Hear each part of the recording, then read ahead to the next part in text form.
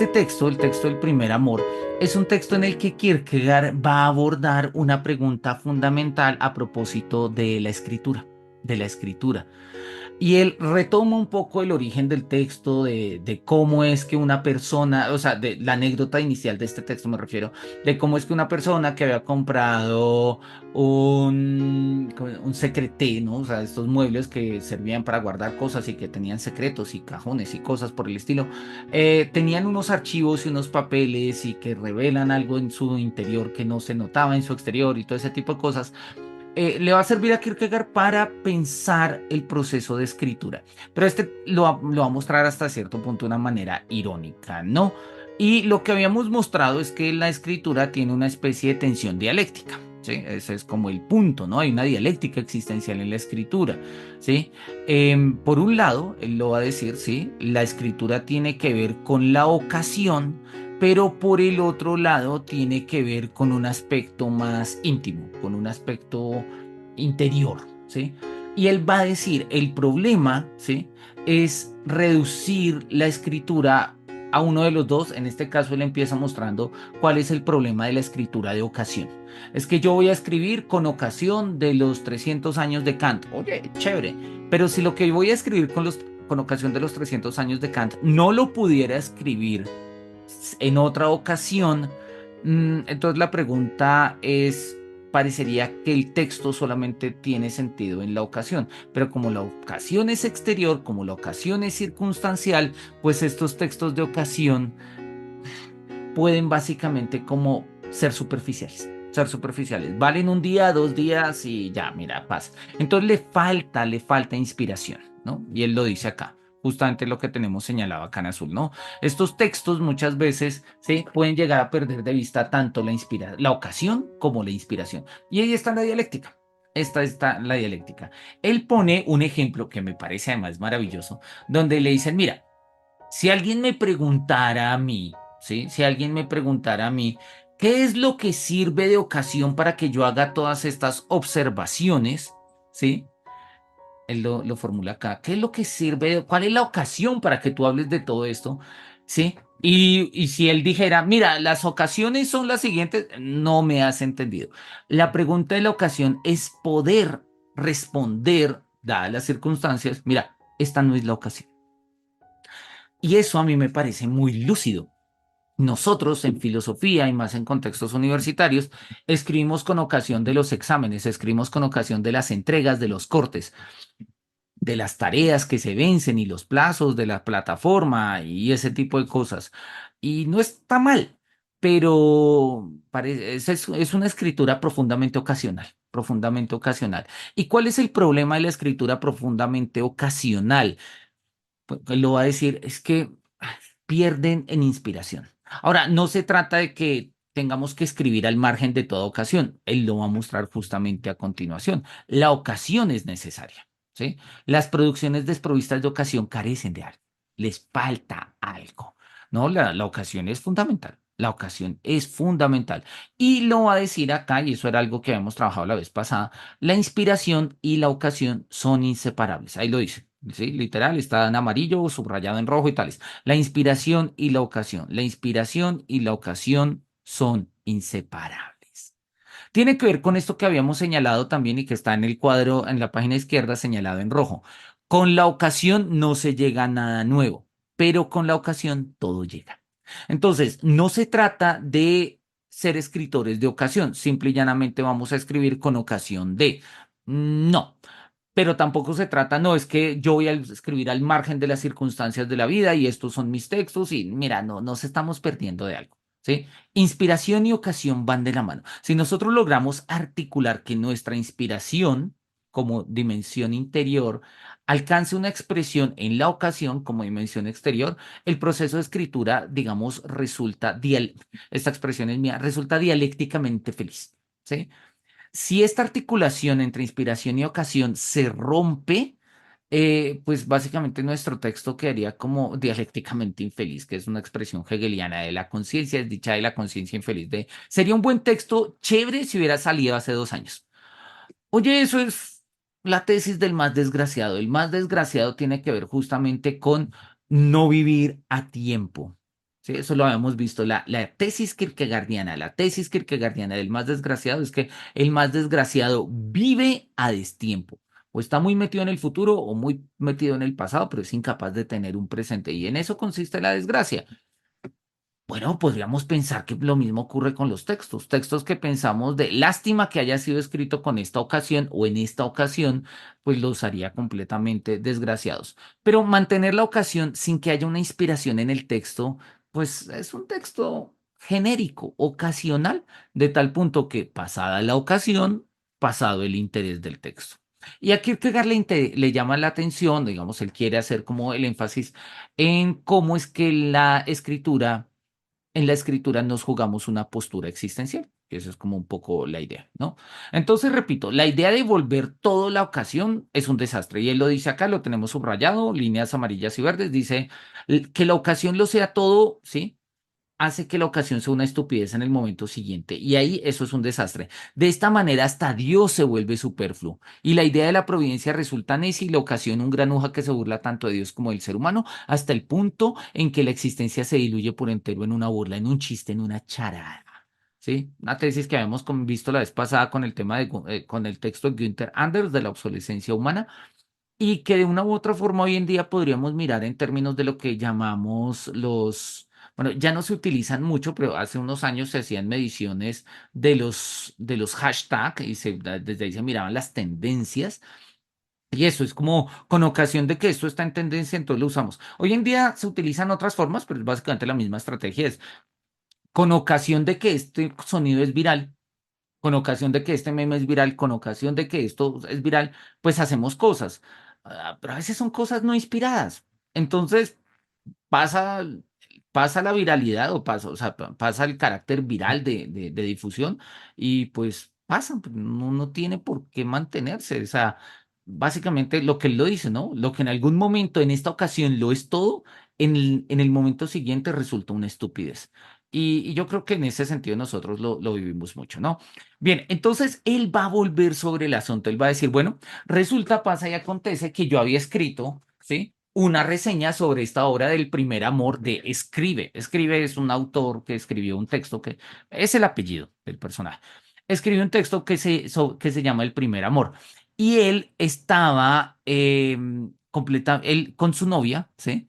Habían decidido, ¿sí? Habían ido al cine, habían ido al teatro, habían visto la representación del primer amor y les había gustado, pero había sido completamente circunstancial. Se habían visto por la mañana, se separaron, no sabían qué iban a hacer y por la tarde se encontraron en el teatro. Ella estaba en uno de los palcos, él estaba abajo, se miraron y entonces dijeron como, ok, esto va a ser parte de nuestra relación. Cada vez, y se prometieron, cada vez que tengan la ocasión de ver el primer amor, ¿sí? Van a irlo a ver. Y en ese momento van a recordar en qué consiste su amor, porque es una pareja, están enamorados y pues van a unir. Y no importa en qué parte del mundo estén, si alguno de los dos ve la obra de El primer amor, se conectarán directamente con el otro. Y entonces él dice, listo, y pues lo que pasó fue que yo tuve que hacer unos viajes, lo cuenta ahí en primera persona, tuve que hacer unos viajes y en los viajes me encargaron empezar a hacer una reseña de El primer amor. Y cuando empezó a hacer la reseña, ¿sí? En una de esas se encontró con que su novia, ¿sí? Con que o mejor dicho, se encontró con que, bueno, habían terminado con su ex, o sea, con la novia con la que se han prometido que iban a ver me enredé, con la que se han prometido que cada vez que tuviesen la ocasión iban a ver la obra del primer amor, habían terminado y él estaba terminando de hacer una reseña de la obra porque para él había sido muy importante y la ve a ella con su nuevo amor, con su nuevo amor. Y entonces él dice, "Vea, yo estoy acá haciendo una reseña de una obra que fue importante para mí y para mi amada y ahora ella, mi ex, está con otro viendo la misma obra y diciéndole que él es su primer amor. Y entonces él va a plantear acá, y es una formulación interesante, él dice, mira, el primer amor no es un primer amor en sentido numérico, no es un primero respecto a que haya uno luego segundo. El primer amor es en términos como de primer principio, ¿sí? O sea, no porque haya un primer principio, un segundo principio y un tercer principio. Los principios son primeros, pues se llaman principios, están en el principio, ¿sí? O sea, son número uno. La idea del primer principio es justamente el fundamento y en este sentido es la idea. El primer amor es el fundamento de todo amor. ¿Sí? Entonces no se trata de que haya un primer amor y un segundo amor, y no es numérico. Él lo dice, no será mi esposa o no me casaré jamás. De ahí el dicho, como el primero, ninguno. Pero en este sentido no es numérico, no es un sentido numérico como hablamos del primer amor. ¿Sí? El primer amor es el verdadero amor. No importa que sea el último. De hecho, por lo general es el último. Pues porque ya después de eso no hay otro amor. Entonces, acá la noción del primer amor, repito, no tiene una connotación completamente numérica. Bueno, el caso es que él estaba chantado porque pues ya su novia se había ido con otro primer amor, y entonces él dice, ay, ¿sabes qué? No voy a terminar esta reseña. En fin, luego le piden que escriba la reseña, que la termine, y él no sabe cómo terminarla porque pues se fue una hora como muy existencial para él. Queda supremamente comprometido, le dicen que sí, le hacen promesas, que va a ganar dinero con la reseña y tal, no sé qué. Él se demora y cuando la va a terminar quiebra la revista y entonces no la publica. Y pues no la publica porque pues quebró la revista. Entonces, bueno, él sigue dando vueltas de aquí a allá y en algún momento un amigo de él va a montar una nueva revista y es una revista de literatura y de crítica literaria y tales y no sé qué. Y entonces dice, no, mira, quiero comentarte acá en qué consiste, ¿sí? En qué consiste básicamente mi artículo. Y pues van y se reúnen. Esto es, creo que iba como por acá, ¿sí? Bueno, se los termino de contar porque no me acuerdo exactamente. Acá está, ¿sí? Se reúnen a tomar un café y empieza el nuevo amigo, el amigo que va a montar la revista, le empieza a mostrar, le dice, oye, mira, es una revista de literatura, ¿sí? Y esto va a ser muy interesante y va a ser muy chévere, ¿sí? Y él lo dice, mira, pasamos una mañana maravillosa, pasamos una mañana muy grata. Él parecía satisfecho con mis comentarios que introducían contados cambios. La atmósfera era magnífica, comimos fruta y dulces, bebimos champán. Él me entretenía con su artículo, yo quería satisfacerle con mis observaciones. ¿Y cuál no sería mi mala estrella que al inclinarme para coger un albaricoque, vuelco todo el tintero sobre el manuscrito? O sea, él estaba con el amigo hablando sobre el texto que habían revisado y en un momento de esos que uno estira la mano y la torpeza le gana, uno tumba el tintero y todo el tintero se derrama sobre el pergamino.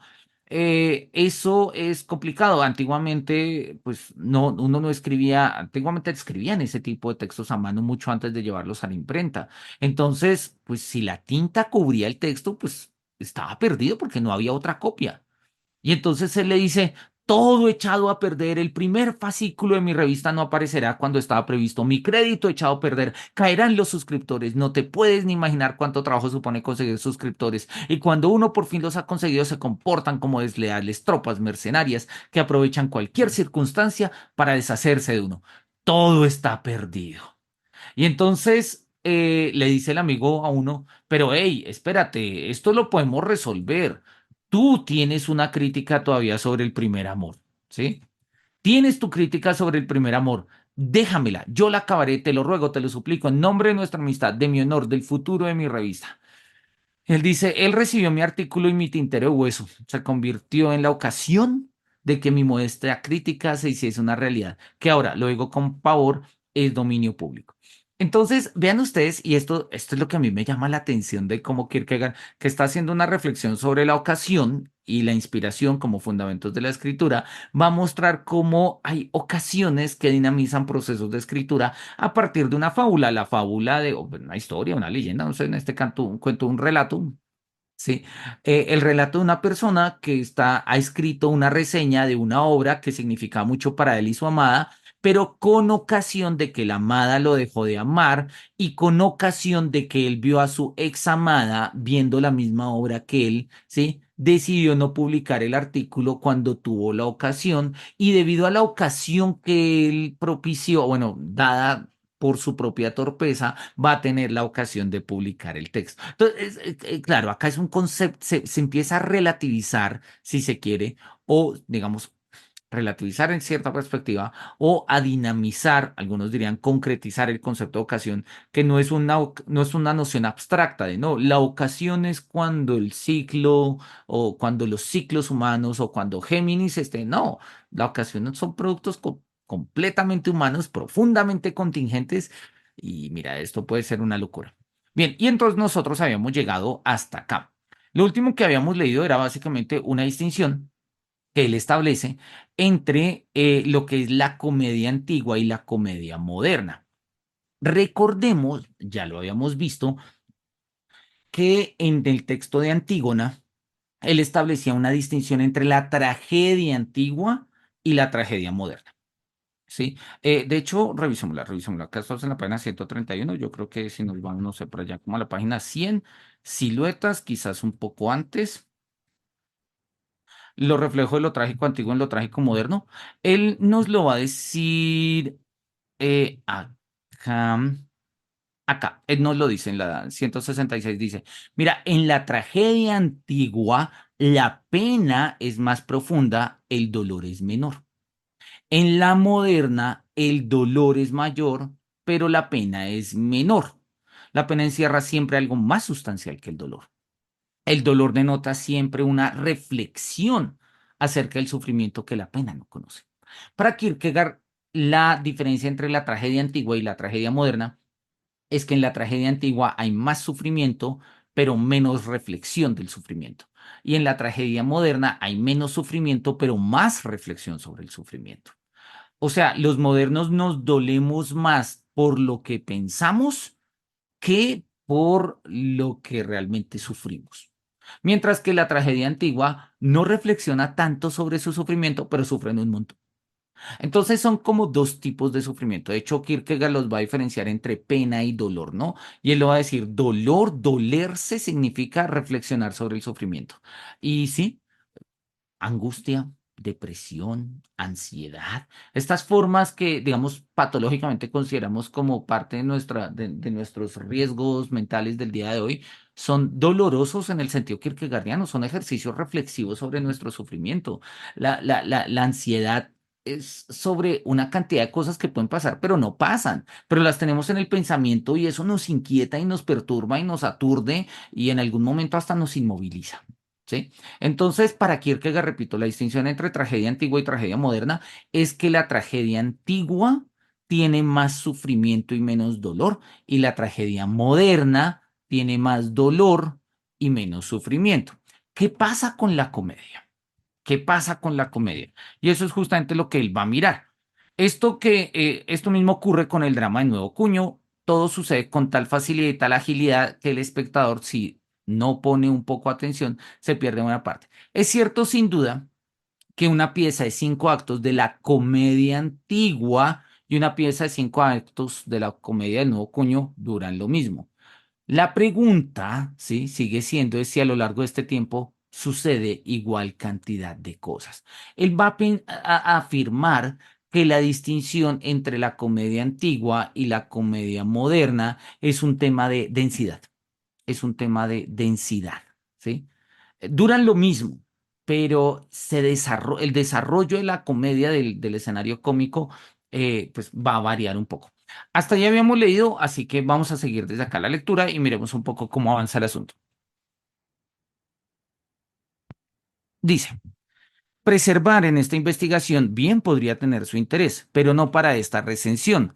Constatarla en mayor detalle en el teatro de Escribe bien podría tener su importancia, pero creo que el minucioso estudio de la pequeña obra maestra que ha de ser objeto de la presentación, de la presente consideración, será suficiente. Prefiero mil veces detenerme en la presente pieza, y es que nadie negará que en ocasiones, en otros dramas de Escribe, se echa de menos aquella perfecta corrección cuando la situación se amodorra y el diálogo se hace unilateralmente locuaz. El primer amor es, por el contrario, una pieza sin defectos, tan perfecta que solo por ello debería inmortalizarse a Escribe.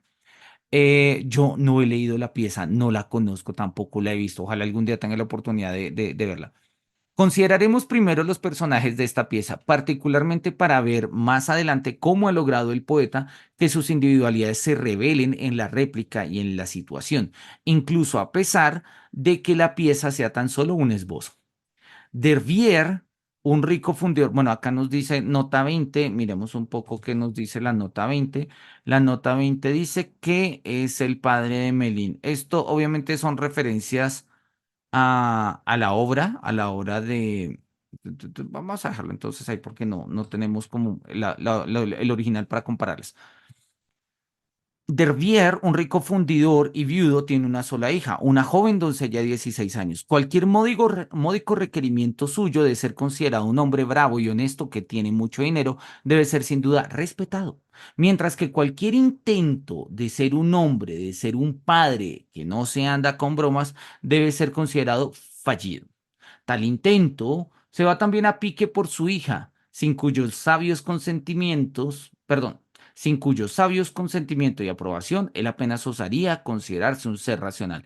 Ella se pasea por la mente de él como Pedro por su casa, y él ostenta una extraordinaria disposición para andarse con bromas cuando el temple de ella juega de un tirón a la gallinita ciega con su paterna dignidad. Listo, nos está describiendo la relación acá entre Dervier, perdón, ¿sí? Y su hija, que son protagonistas de la obra El primer amor, que es la obra de Escribe sobre la cual Kierkegaard, o el personaje del cual habla Kierkegaard, está haciendo la recensión.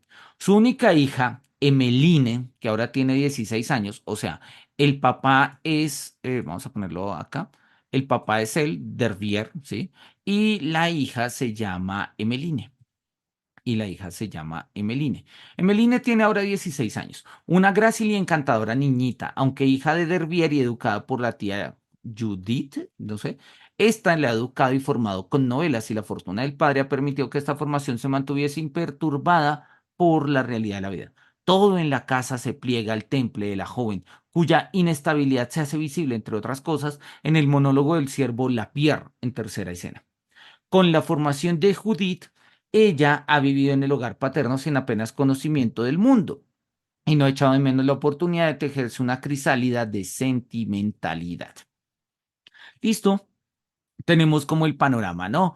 Emmeline ha sido la niña de los ojos de su padre, criada con la plata de la fortuna que él ha tenido, criada por la tía, en un contexto completamente, digamos, una burbuja, no ha tenido problemas en el mundo y Emmeline ha crecido en una especie de crisálida de sentimentalidad, alimentada obviamente por todas las novelas románticas.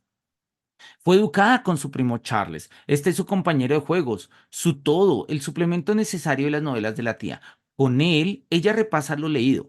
Ella se lo aplica todo a él hasta que un día, siendo aún muy joven, la abandona. Sus caminos se separan y desde entonces viven apartados el uno del otro, unidos tan solo por una promesa sagrada. La formación novelesca es lo que Charles tiene en común con su prima. Situaciones vitales, por el contrario, no. Siendo aún muy joven, lo mandan a correr el mundo con solo 3.000 francos al año, confrontar la sexta escena, y pronto se ve forzado a hacer lo posible para que su formación fructifique en el mundo. Sus trabajos con este fin no parecen haber dado un buen resultado, y sin más dilación la realidad le ha reducido a él y a sus teorías in absurdum. El prometedor Charles se ha convertido en un pícaro lascivo, en un sujeto malogrado, en un genio fallido. Entonces, listo, tenemos como ya casada la historia, o sea, ¿de qué va? Dervier tuvo una hija, Emmeline. Emmeline fue criada con su tía, Judith, y Judith tenía a Charles, que era su primo, o sea, el hijo seguramente el hijo de Judith, que era primo de Charles, que era primo de Emmeline, y crecieron juntos, ¿sí?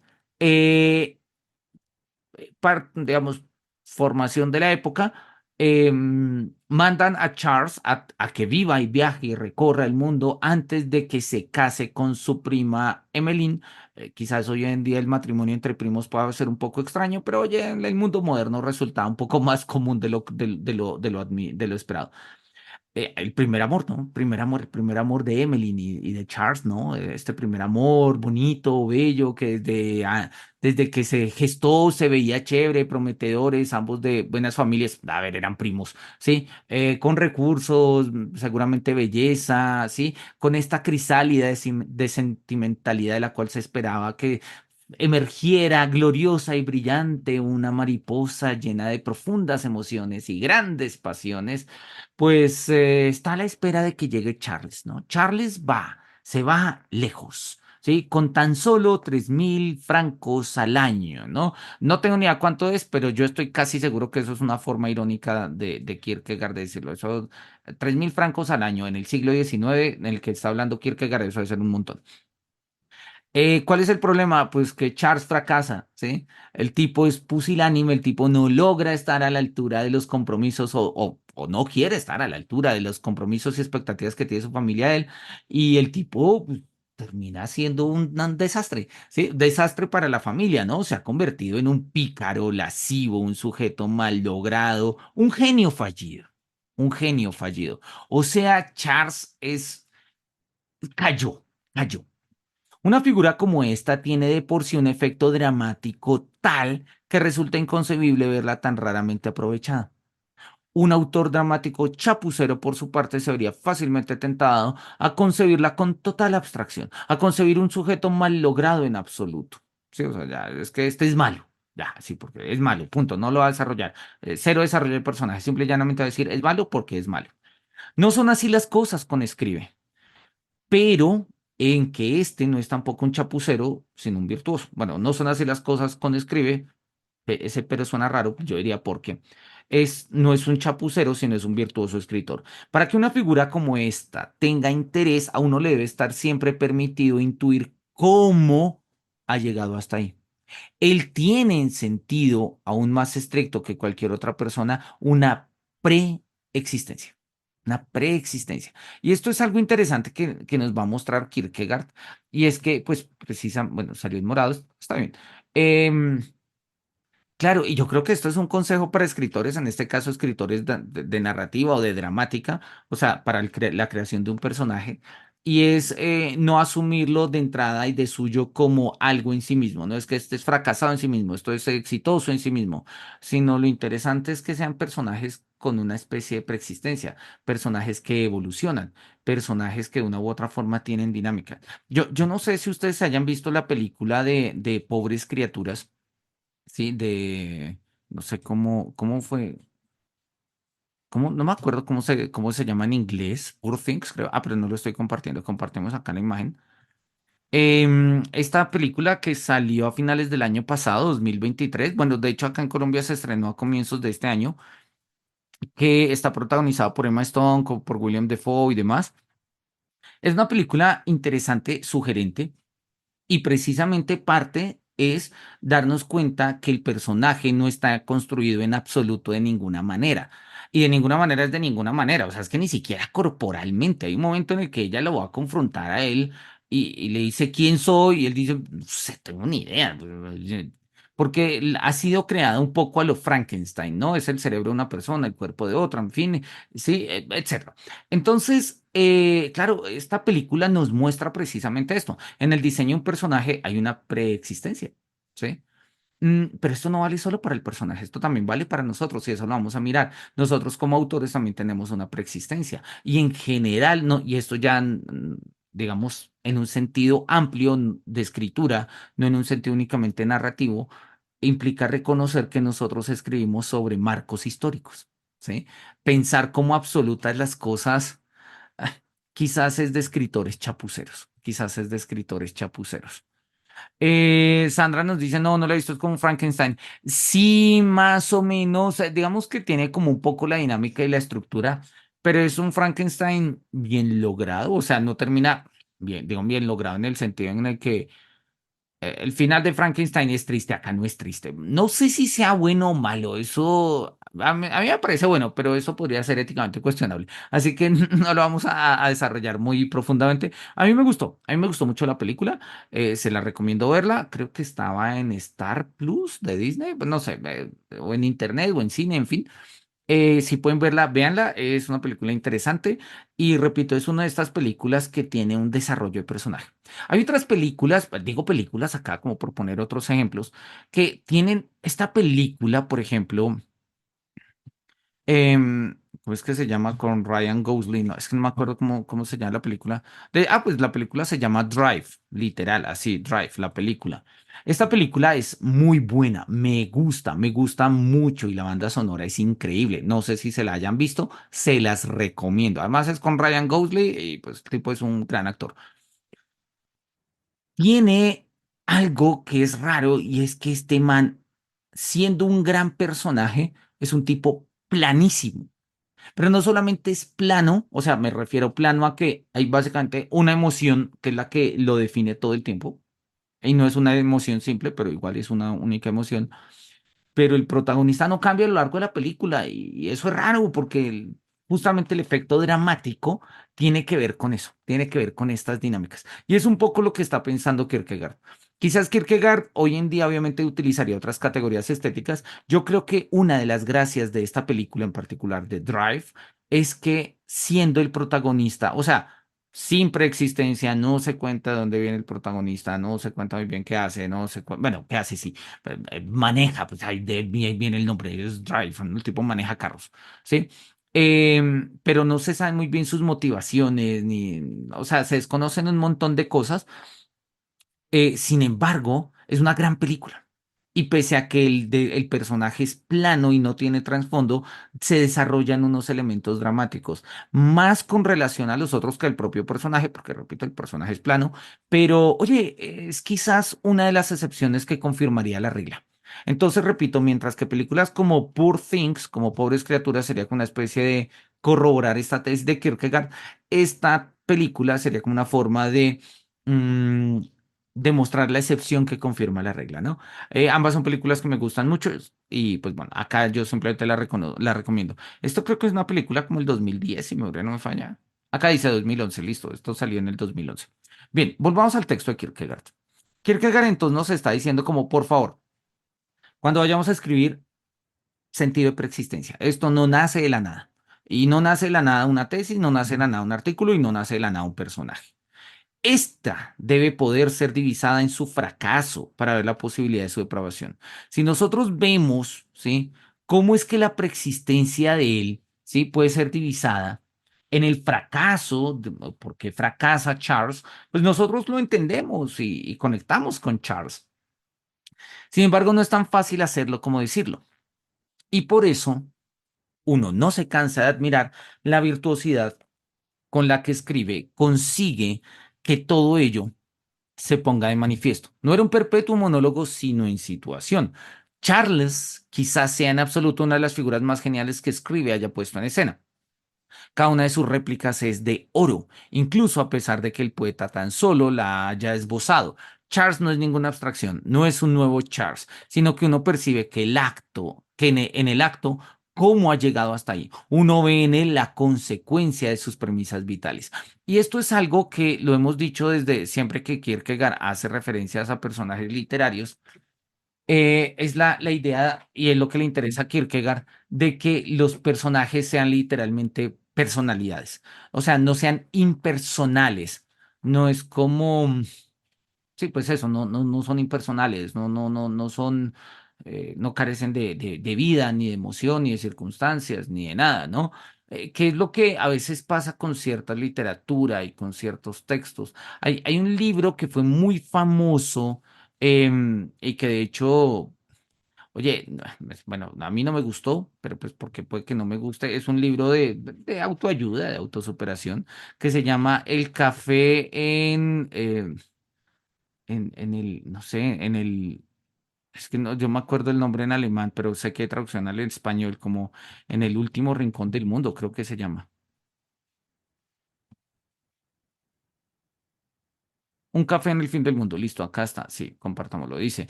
Un café en el fin del mundo. La fábula que ha inspirado a millones de personas. El libro no es malo, el libro no es malo. De hecho, arranca con una imagen interesante y yo leí una versión así, bueno, pues en alemán este fue la versión en alemán que leí. Das Kaffee am Rande der Welt, ¿no? El café como en el borde del mundo, sí. Que bueno, la traducción al español está un café en el fin del mundo. Cuando tengan tiempo, léalo. No es nada del otro mundo. Digamos, como es un existencialismo un tanto like, pero oye, funciona. Pero acá hay un problema y es que todos los personajes carecen de personalidad, a tal punto que carecen de nombre. Carecen de nombre. Entonces dice, llegó alguien que la vamos a llamar la persona A. La persona A. Y luego vino la persona B. No sé, ponle un nombre, dale un oficio, o sea, permíteme entender que son personas. No, es un texto completamente despersonalizado. O sea, sus personajes no son personas, son eso, conceptos, son abstracciones. Mira, la obra funciona, ha vendido un montón, se ha traducido a un montón de idiomas, está en todo este contexto de la literatura autoayuda y funciona. Repito, tiene unos ecos existencialistas interesantes que pues si uno está acercándose al tema del existencialismo puede funcionar, pero tiene un problema en términos kierkegaardianos y es que son abstracciones, no son personas. Y eso es horrible en literatura, va a decir Kierkegaard. Y yo me atrevo a decir lo que eso también pasa en filosofía, sobre todo en la parte ensayística, cuando nuestros ensayos son completamente impersonales, que es simple y llanamente como voces de autores citados un poco de manera más o menos organizada bajo algún criterio de una tesis, y donde uno no puede ver que haya alguien que esté diciendo algo, que haya alguien que esté pensando algo, que haya alguien que con ocasión e inspiración está expresando sus ideas, sino que simple y llanamente es una articulación de palabras. Creo que ahí algo perdemos. Eso por alguna razón le gusta a la academia, pero a mí no me gusta. Y ustedes me conocen, quienes están acá, pues yo he sido profesor de ustedes. Y eso no me gusta, a mí me gusta que se note la persona, que diga, "Mire, esto se ha dicho, yo pienso esto y lo pienso por estas razones académicas, existenciales, vitales, de investigación, de lo que sea, pero que haya una perspectiva que hable, ¿sí?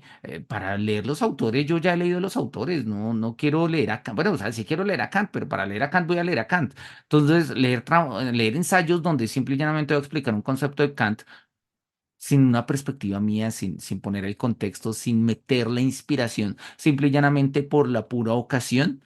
Bueno, ya sabemos qué dice Kierkegaard de los textos de ocasión, ¿no? El texto que surge es por pura ocasión, resulta interesante en un momento y en el momento siguiente es una estupidez. El fruto de la formación novelesca debe ser doble.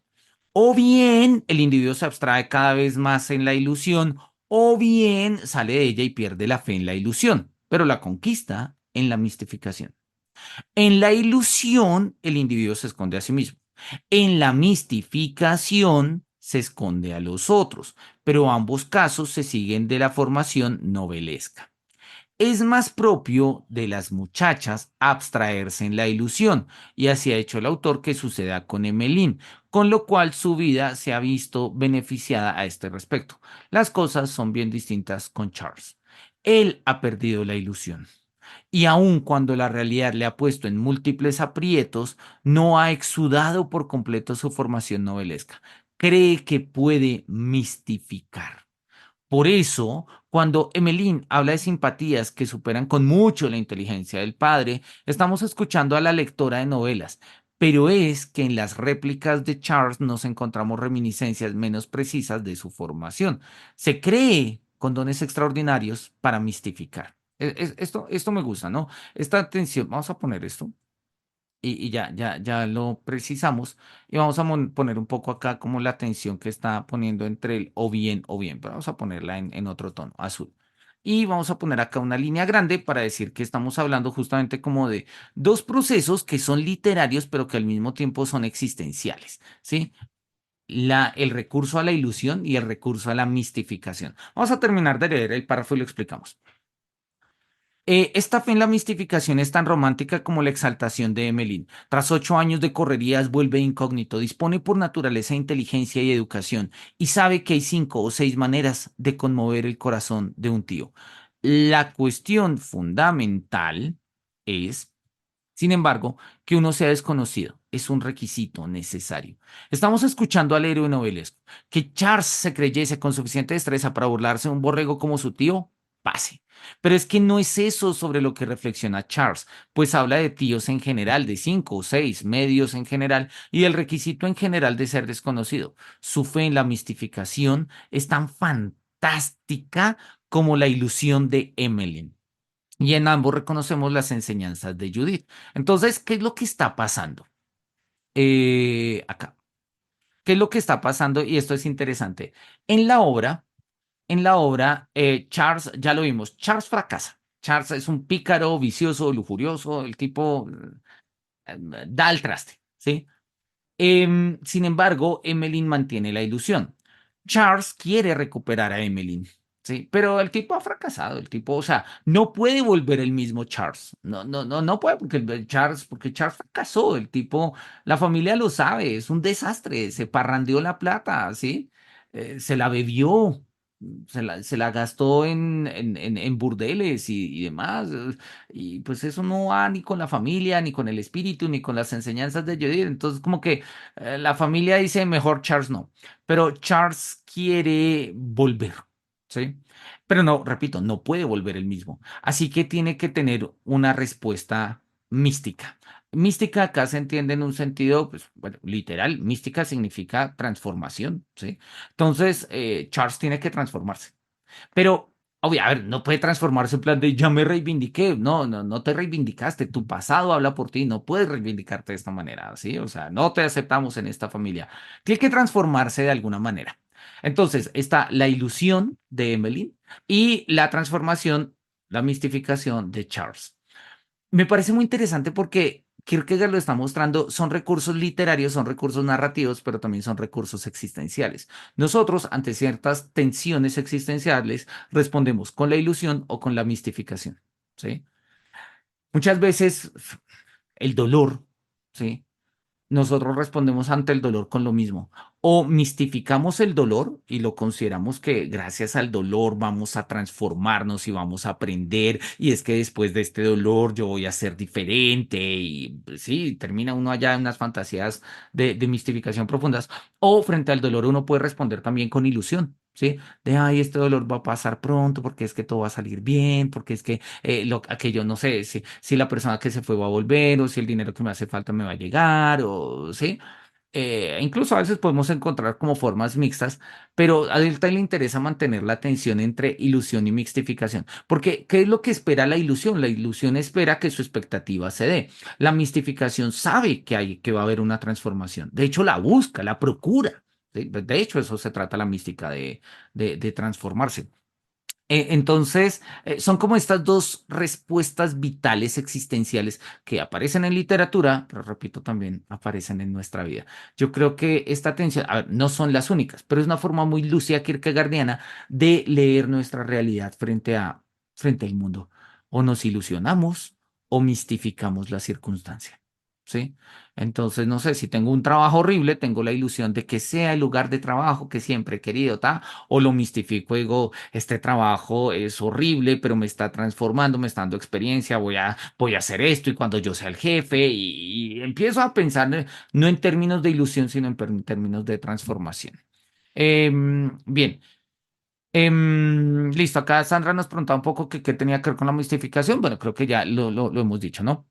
Dice, sufren la mistificación es tan fantástica como la ilusión de Emily y en ambos reconocemos las enseñanzas de Judith. Y eso es lo interesante. Como Judith le enseñó a Charles y a Emily, pues ahí está la firma de Judith. O sea, eh, en el fondo hacen parte del mismo espíritu. Obtenemos una noción sobre la sobreexcitación. Perdón, obtenemos una noción de la sobreexcitación de Charles a este respecto, gracias a que él, a pesar de todas estas magníficas teorías, no está en condiciones de ingeniar lo más mínimo y tiene que hacerse aconsejar por el nada menos que exaltado Rindville. No tengo ni idea quién es Rindville. Miremos a ver si nota 27 nos dice algo. Nota 27, véase la escena 12. No, no nos dice mucho.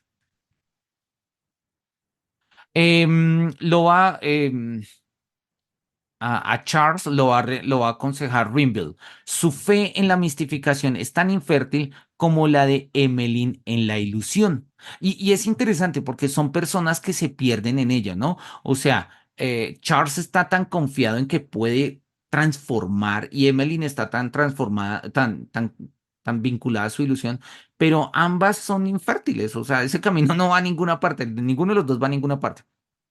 Por eso el autor les ha conducido a ambos al mismo fin, a saber, al opuesto de aquello por lo que bregaban, pues la simpatía de Emmeline y la mistificación de Charles provocan Gerade, que es una palabra en alemán, provocan justo lo opuesto a aquello que creían que iba a provocar. Desarrollaré esto más adelante.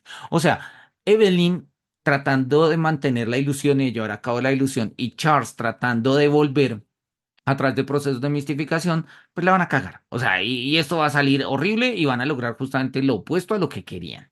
Dice, vamos a mirarlo más adelante. Ok, por más que Charles hubiera conquistado la fe en la mistificación en detrimento de la ilusión, conservaba todavía algo de esta, algo de esta. Y esta es la otra cosa gracias a la cual es posible reconocer en el malogrado Charles a al alumno de Judith y el compañero de juegos de Emmeline. A pesar de toda la calamidad, e insignificación de su vida, él se las arregla para concebirla basándose en una transfiguración romántica, ¿no? Este tema de la transfiguración romántica es a lo que, bueno, a lo que nos referimos con la mistificación. Observa su juventud, época en la que se lanzó al mundo y se ve como un gentilísimo caballero, un joven del mejor tono, colmado de fuego, de vida y de gracie, expuesto a los grandes acosos por parte del bello sexo. Hasta la historia con Pamela ofrece a sus ojos un aspecto romántico, mientras que el espectador intuye que en rigor Charles ha sido el hazmerreír de ella. O sea, mientras que Charles está diciendo como, wow, mira, o sea, esta experiencia con Pamela me ha transformado y va en camino, uno como lector es como, no, güey, te usó, o sea, deja de mistificar esto, o sea, deja de pensar que todo este dolor te está ayudando a transformarte. De hecho, más bien tú tienes una ilusión de la mistificación. ¿Qué es lo que él dice, no? O sea, pese a que mistificación e ilusión, jerga kierkegaardiana, los podemos poner como polos existenciales, de una u otra forma no sean puros y de una u otra forma están vinculadas. Él lo dice, ¿no? Kierkegaard lo dice acá, conserva algo de esta. Todavía hay algo de ilusión en Charles, ¿sí? Todavía hay algo de ilusión. O sea, todavía hay algo de esperar que las cosas sean como se quiere que sean. Y es cierto, porque a veces la mistificación no es más que una ilusión. Yo creo que eso nosotros lo hemos vivido y hoy en día se ve muchísimo. Yo no sé si ustedes están esto puede sonar horrible y me lo permite, o sea, pido disculpas si suena más horrible de lo que quiero decirlo, pero hay muchas personas que quieren cambiar y publican en sus redes sociales, estoy en mi proceso, estoy cambiando, esto es transformación, el dolor me hace más fuerte, la vida siempre, Dios le da las mejores batallas a sus mejores guerreros, todo tipo de cosas. Y la gente está ahí como en proceso de transformación, transformación, pero uno mira y uno dice, eso es una ilusión, no estás cambiando, estás haciendo lo mismo, de hecho cada vez estás peor, o sea, te estás hundiendo en una ilusión de mistificación. ¿Sí? De ahora soy, no sé, namaste y soy místico y ahora hago yoga y veo yageo, qué sé yo, no sé, estoy diciendo generalidades. Pero eso puede pasar, eso puede pasar. O sea, puedo anhelar tanto el cambio que lo que espero es que el cambio cumpla con la expectativa mía que tengo del cambio. O sea, aquello que sería la transformación se vuelve nada más la ilusión de la transformación. Y ese es un problema, ese es un problema y quizás una de las cosas que a mí me gusta de, repito, no conozco la obra de Escribe, pero tal como lo analiza Kierkegaard, me gusta mucho porque podemos perdernos en la ilusión. Entonces vamos a poner acá como la ilusión de Charles. Esto quedó como muy grande, no me gusta tan grande, vamos a achicarlo. Y nosotros tenemos nuestras notas en azul, así que vamos a ponerlas en azul. Por alguna razón no me deja.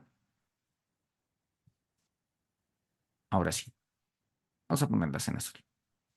Listo, esta es la ilusión de Charles y acá vamos a poner que esto se trata como la tensión literario existencial entre ilusión y mistificación.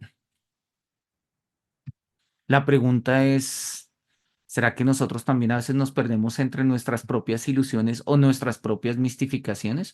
O peor aún, ¿será que nos perdemos en ilusiones de mistificación, como Charles? Bien, se verá fácilmente ¿Por qué he hecho de la mistificación lo predominante en Charles? Pues la ilusión en la que se halla es en vigor es en rigor una ilusión que concierne a su don para mistificar. Vemos de nuevo aquí al héroe novelesco.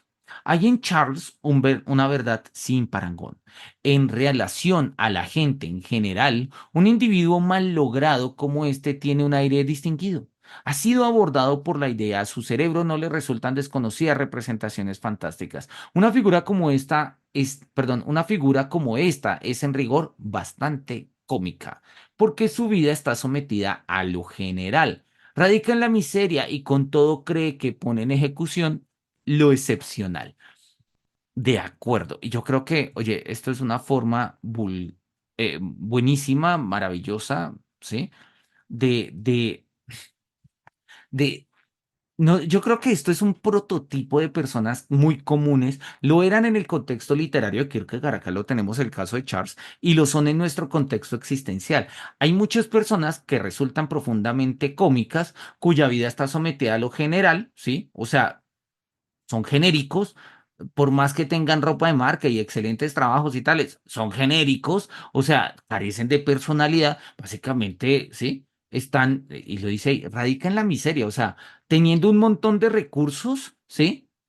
Están sometidos a lo general y aún así creen que hacen lo excepcional, pero son genéricos. Lo excepcional requiere de un tono distinguido, de un tono diferente, de una voz particular, de un punto de vista, lo va a decir Kierkegaard. No puede haber excepcionalidad sin punto de vista. No hay excepcionalidad en lo general. No puede haber. O no Kierkegaardianamente, y yo estoy de acuerdo con él, no en el sentido artístico, ¿sí? Lo general, pues sí, lo general produce cosas generales, no están mal, de hecho las necesitamos y funcionan y está bien, pero ahí no se encuentra lo excepcional. En lo general no hay genialidad. ¿Sí? Para que haya algo de genialidad necesitamos precisamente como un punto de vista. Y hay personas, en este caso Charles, repito, yo creo que existencialmente puede volverse como un tipo de nuestra época, o sea, un prototipo de nuestra época. Hay muchas personas que piensan que precisamente en condiciones generales de vida radica lo excepcional de la vida cuando nos estamos perdiendo de algo, nos estamos perdiendo de algo. Entonces, ahí es cuando nosotros podemos caer en una ilusión de la mistificación. Pensamos que por hacer lo que estamos haciendo estamos logrando unas transformaciones, cuando realmente simple y llanamente es una ilusión montada sobre una generalidad que cree que hace lo excepcional, pero que realmente resulta ser una miseria, una miseria. Es devastador, es agresivo. O sea, Kierkegaard puede llegar a ser salvaje en sus diagnósticos. No digo que esto sea cierto. O sea, no necesariamente es así, pero describe una forma de existencia humana que efectivamente pues nosotros podemos corroborar y encontrar incluso en nuestra época.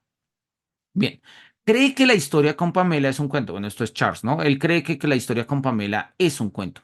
Y con todo surge la sospecha de si no es más bien ella quien le ha tomado el pelo a él.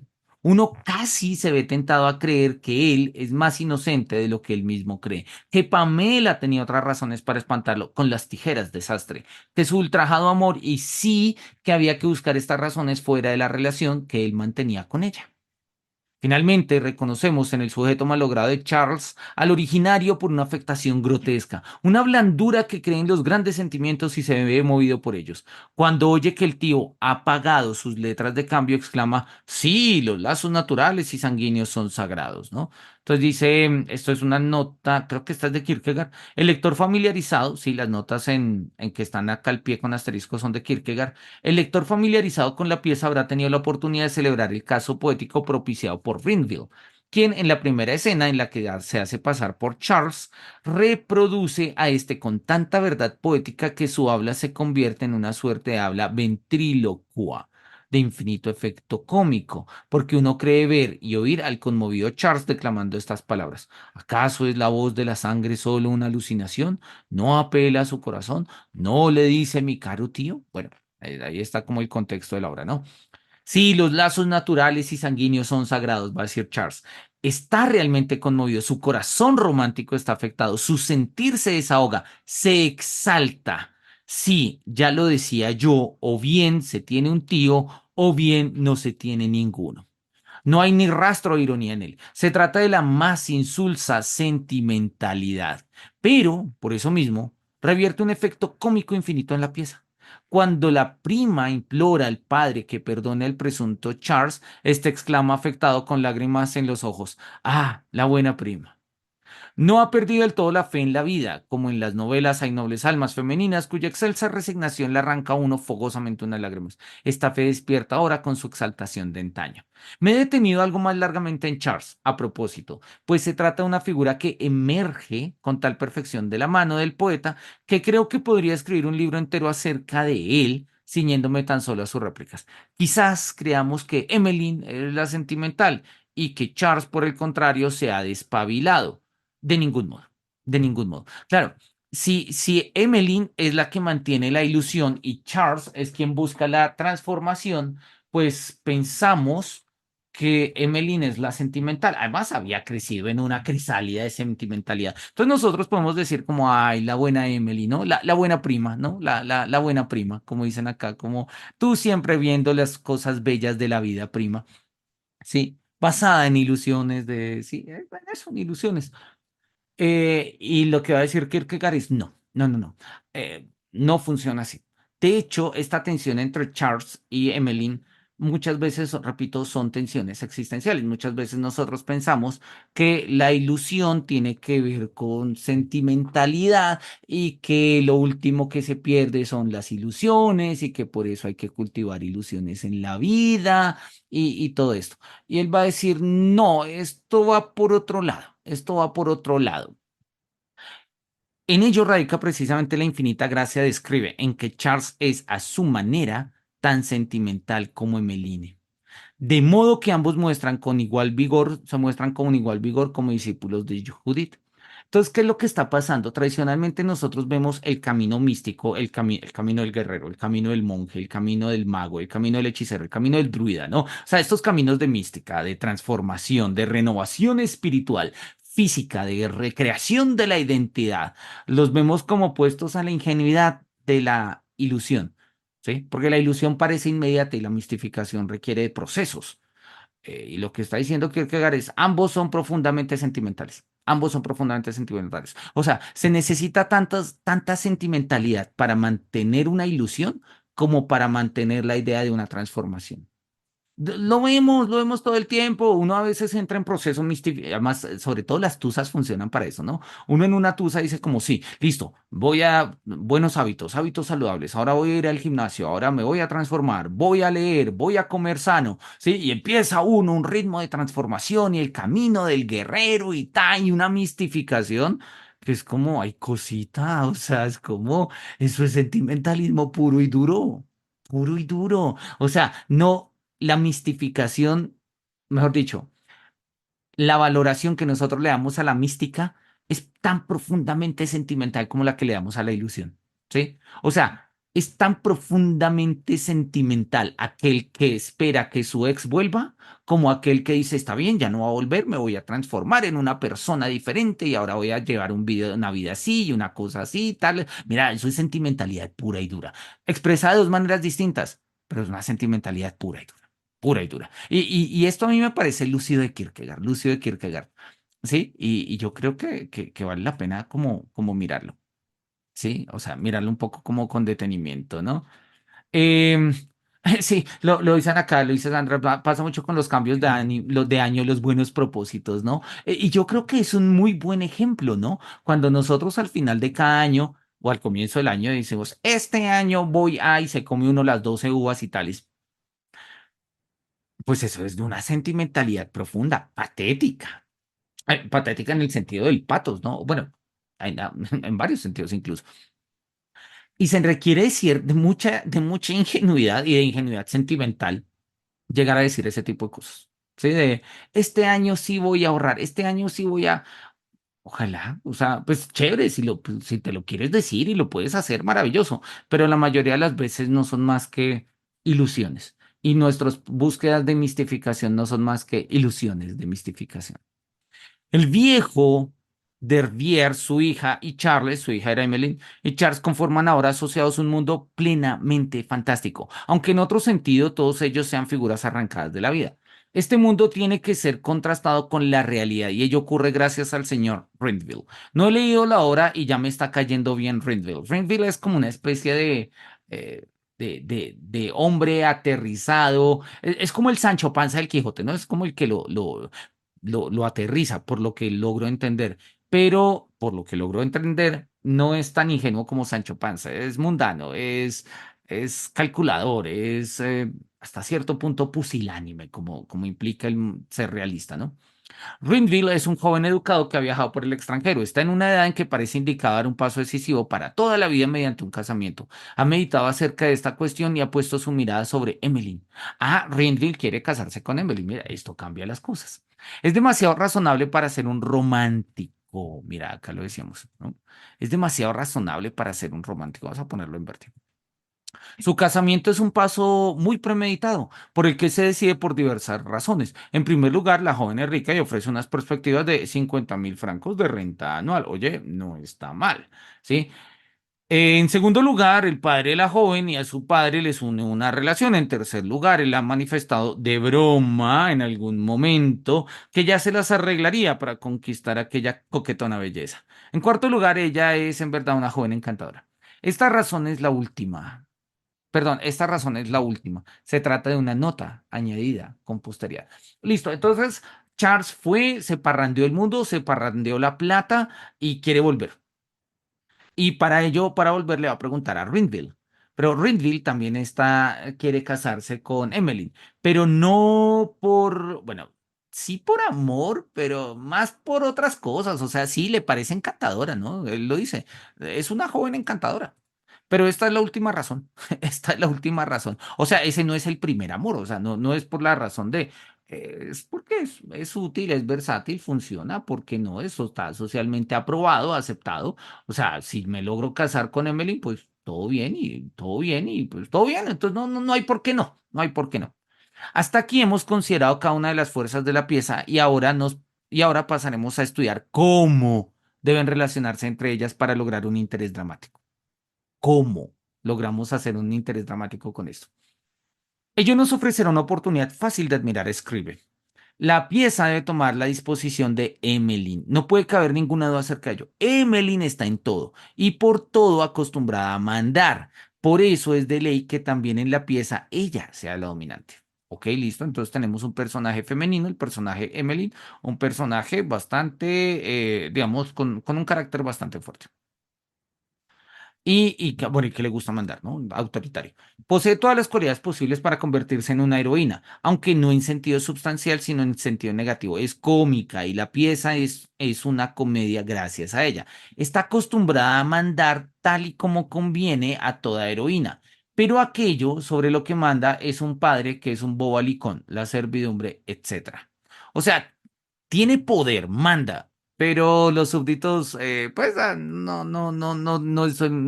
son los grandes súbditos. Tiene patos, tiene pasión, pero como lo que este contiene es un sinsentido, es en esencia habladuría. Tiene pasión, pero como lo que ésta contiene es una fantasmagoria, es en esencia sin razón. Tiene exaltación, pero como lo que ésta contiene es nada, es en esencia frivolidad. El hecho de que esté dispuesta a sacrificar cualquier cosa por su pasión significa que está dispuesta a sacrificarlo todo por nada. Entonces, oye, claro, acá tenemos la descripción de Emmeline. Emmeline es un personaje en contradicción, claramente. O sea, pues, carácter de mando, pero una servidumbre ridícula. Sí, tiene patos, pero ese patos no es más que fantasmagoria, ¿no? Es un sinsentido, termina siendo toda habladuría.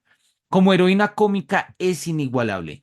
En ella todo gira alrededor de una alucinación y fuera de ella todo gira de nuevo a su alrededor y con ello alrededor de su alucinación. Se ve con facilidad cuán plenamente cómica va a ser la entera disposición que escudriñamos cuando escudriñamos un abismo de la ridiculez. Ok, bueno, esto ya es, ¿sí? Es decir, tiene la fascinación de lo ridículo. Tiene la fascinación de lo ridículo. La alucinación de Emmeline consiste ni más ni menos en armar a su primo Charles, a quien no ha visto desde que contaba con 8 años de edad. La principal argumentación mediante la cual ella intenta salvaguardar su ilusión es la siguiente. El primer amor es el verdadero amor y solo se ama una vez. Ok, esta es la hipótesis de Emmeline, ¿sí? Y por eso pues el texto se llama El primer amor. Vamos a ponerlo en azul para tenerlo acá como referencia. Esta es la tesis de Emmeline, ¿sí? El primer amor es el verdadero amor y solo se ama una vez. Vamos a mirar nota 33. No sé si nos diga algo. Nota 33. Véase la escena uno. Bueno, no, no hay mucho que mirar ahí. Em, ¿Dónde estamos? Me perdí. Acá estamos. Cual custodia de la validez absoluta del primer amor, Emmeline se erige en representante de una cuantiosa clase de gente. Si bien es común opinar que es posible amar más de una vez, el primer amor es en esencia distinto a cualquier otro. Y esto es una postura muy de Emmeline y por alguna razón a nosotros, digamos, caló mucho en ciertas versiones del romanticismo y se mantiene, ¿no? Hay personas que lo dicen así, ¿no? El primer amor, y en este sentido sí es primer amor en sentido cronológico. ¿Sí? El primer amor es en esencia distinto de cualquier otro. Yo no sé cómo lo ven ustedes. Yo creo que valdría la pena reflexionar un poco sobre ello. Yo no estoy de acuerdo, pero entiendo el por qué se dice. De hecho, no sé, de hecho, cada vez que lo pienso, lo refuto más. Creo que el primer amor más bien fue, en mi caso, fue más bien el más genérico, ¿sí? Y, y más bien como que la mistificación en el amor, estas transformaciones, estas cosas, algunas basadas en ilusión, otras, digamos, fácticamente han sido transformaciones, creo que las he logrado con amores más maduros. Pero bueno, hay quienes idealizan su primer amor. Valdría la pena preguntarles acá a nuestros compañeros que están en el espacio y los que luego nos ven acá por el canal de YouTube, si piensan que es cierta esa expresión de que el primer amor es en esencia distinto de cualquier otro. Em, Dice Sandra que en mi caso me dejó un recuerdo de por vida. Bueno, pasa, ¿no? Maravilloso. Bueno, afortunadamente, pues es un recuerdo que también puede ser cariñoso, ¿no? Y que tiene perros y trabaja y todo tipo de cosas. Yo creo que tiene también sus plus. Esto no se explica de otro modo más que suponiendo que hay un demonio compasivo, el cual ha obsequiado al ser humano con un poco de pan de oro para adornar la vida. La frase hecha que dice que el primer amor es el verdadero amor es muy flexible y puede ser de gran ayuda a algunas personas. Si uno tiene la suerte de llegar a poseer lo que desea, o sea, la ilusión, al menos tiene la dulzura del primer amor. Si uno tiene la mala suerte de amar varias veces, al menos corresponde cada una de las veces al primer amor. A mí me encanta cómo escribe Kierkegaard, el tipo es un maestro. Entonces dice, mira, si uno tiene la suerte de amar por una vez, ¿sí? Entonces disfrutas del primer amor. Pero si tienes la mala suerte de amar muchas veces, entonces cada vez que amas, ese es tu primer amor, ¿sí? Pero es interesante porque lo pone como, mira, si amaste una vez eres dichoso, si amaste una segunda vez no es de mala suerte. Y él dice, la tercera vez que uno ama se dice, este amor de ahora es con todo mi primer verdadero amor. Pero el amor verdadero es el primero. Ergo, este tercer amor mío es el primero. Y dice, bueno, este tipo de cosas se dicen y pues, ¿por qué no? Y oye, hoy en día estamos en otros escenarios. Yo no creo que hablamos únicamente de la tercera vez, ¿sí? Podemos hablar de muchas otras veces.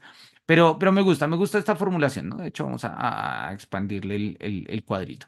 Lo sofístico radica en la determinación, el primero, en que esta es a la vez una determinación cualitativa y numérica, que era lo que hemos hablado un poco al comienzo de la sesión, ¿sí? Es cualitativa porque el primer amor no se dice primero respecto al segundo, sino primero como principio, como fundamental, ¿sí?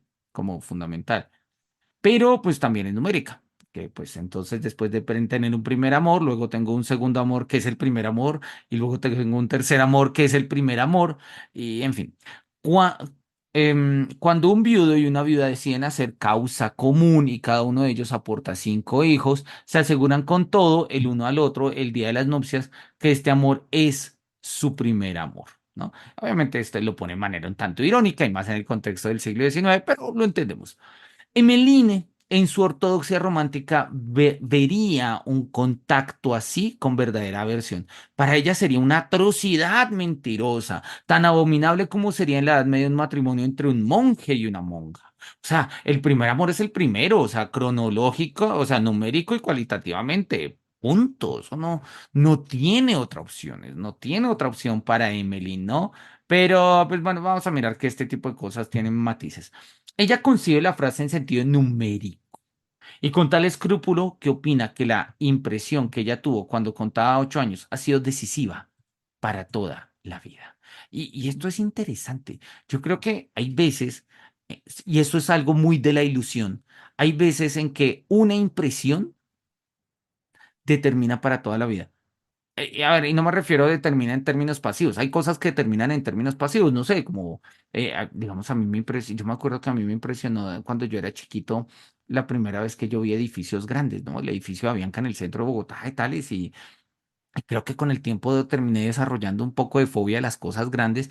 No fobia, no sé cómo llamarlo, me inquietan, me inquietan. Y de hecho, en mis pesadillas, en las pesadillas más profundas que tengo, lo que hay son estatuas gigantes, gigantes, que miden miles de metros, ¿sí? O sea, unas cosas raras.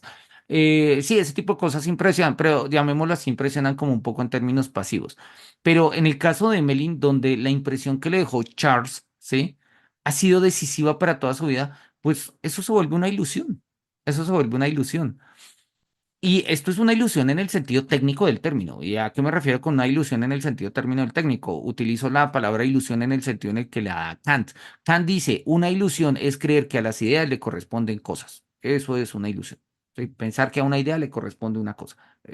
Ahí nos metemos en ilusiones. Y pues claramente esto es lo que le pasa a Emmeline. Emmeline tiene una imagen de Charles, pero Charles se fue a los 8 años, pero para ella es tan decisiva que esa ilusión de Charles, pues, es la realidad. Sí, o sea, mejor dicho, o ella tiene la ilusión de que siga siendo así Charles. Y Charles es un depravado pervertido que ha hecho un montón de cosas. Sí, entonces pues vamos a mirar que esto no es así de fácil, ¿no? Vamos a terminar acá el párrafo para terminar. Dice la otra frase que dice que se ama solo una vez, la concibe del mismo modo. Sin embargo, esta frase es igual de sofística. Esa idea es que solo se ama una vez. Mira, sofisma, sofisma, ¿sí? Em, Vamos a ponerlo acá también, ¿no? Sofisma.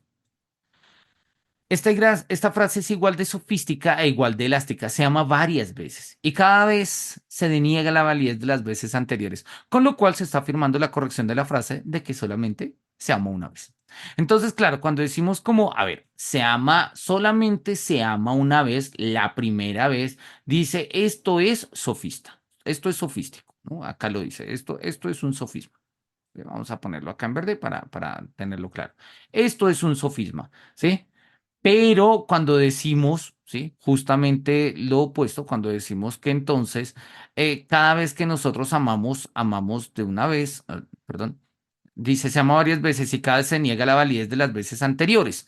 Entonces se está afirmando lo que habíamos dicho al comienzo, que solamente se ama una vez, la última, ¿sí?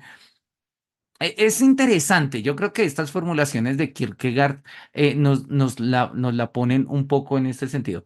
Claro, es algo como decir que el verdadero amor es el último, el problema es que de pronto ese último no ha llegado. Sí, no es el último no es el último cuantitativamente hablando. Y eso es lo que implicaría, Sandra, un primer amor en términos de ilusión. Porque el primer amor de Emmeline es justamente el último, pero ese último, pues nunca está. Charles se fue cuando tenía 8 años. Entonces es el primúltimo, ¿no? El primero y último a la vez, pero pues no se ha dado, no va a llegar y o sea, muy seguramente no va a pasar. Y a muchas personas les sucede este tipo, o no sucede, no sé si me meto ahí o no, pero este tipo de cuadros existenciales o psicológicos existenciales son comunes. Hay personas que después de un primer amor o de un segundo amor o de un tercer amor, o sea, después de cualquier serie de amor, esperan como primer amor el último amor, pero pasa un poco como la idea de la expectativa del Mesías. Ninguno está a la altura y entonces esto se vuelve como una ilusión y pues podemos morirnos a la espera de nuestro primer amor. Podemos morirnos a la espera de nuestro primer amor.